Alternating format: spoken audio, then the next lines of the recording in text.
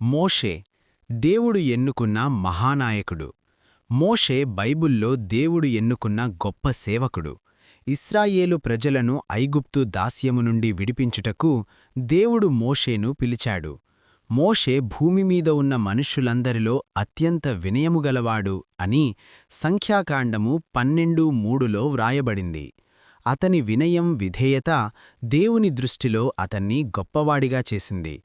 దేవుడు మోషేతో ముఖాముఖిగా మాట్లాడాడు. యెహోవా మోషేతో స్నేహితునితో మాటలాడినట్లు మాటలాడెను. నిర్గమకాండము 33:11.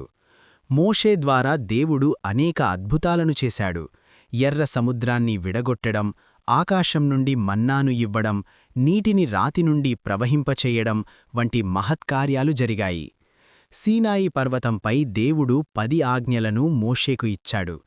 నేనే నీ దేవుడైన యెహోవాను, నిన్ను ఐగుప్తు దేశము నుండి, దాస్య గృహము నుండి తీసుకొని వచ్చితిని అని నిర్గమకాండము 22లో వ్రాయబడింది.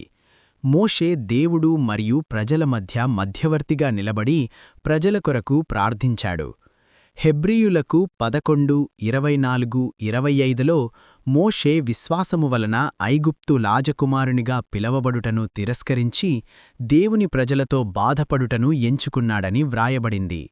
మోషే జీవితం మనకు విశ్వాసం, విధేయత, సహనం, దేవునిపై సంపూర్ణ నమ్మకం నేర్పిస్తుంది.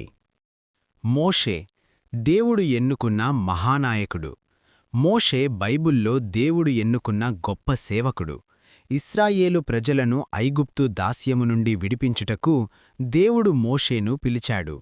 మోషే భూమిమీద ఉన్న మనుష్యులందరిలో అత్యంత వినయముగలవాడు అని సంఖ్యాకాండము 12:3లో వ్రాయబడింది.